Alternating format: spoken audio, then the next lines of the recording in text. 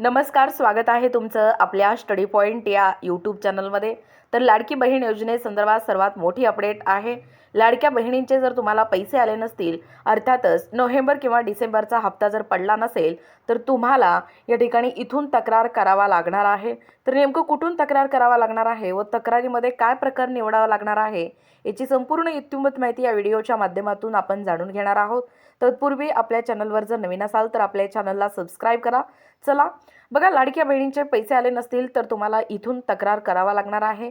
जी website आहे सगळ्यांना माहीतच आहे, ladkibaheen.maharashtra.government.in. या संकेतस्थळावरती आपल्याला सर्वप्रथम भेट द्यावी लागणार आहे. या संकेतस्थळावरती जे मेनू आहे, जिथे 3 डॉट तुम्हाला दिसत आहेत, तिथून तुम्हाला तक्रार फॉर्म या ठिकाणी निवडावा लागणार आहे.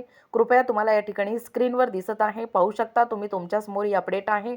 टिप काय सांगतोय बघा, तक्रार फॉर्मच्या खाली कृपया योग्य तक्रार आणि श्रेणी निवडा, अन्यथा तुमची या ठिकाणी तक्रार नाकारली जाईल.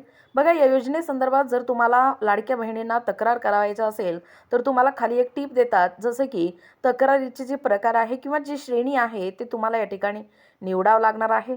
तरच तुमची जी तक्रार आहे ती या ठिकाणी ग्राह्य धरली जाणार आहे. बघा, एकूणच तक्रार प्रकार आणि तक्रार श्रेणी हे 2 तुम्हाला या ठिकाणी कॉलम दिसत आहेत.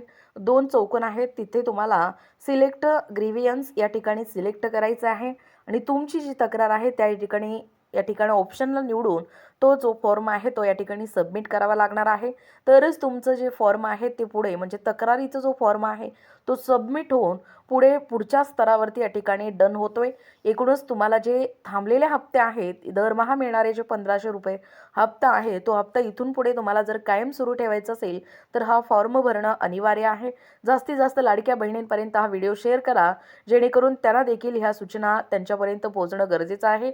भेटूया अशाच पुढच्या नवीन व्हिडिओमध्ये. तोपर्यंत धन्यवाद.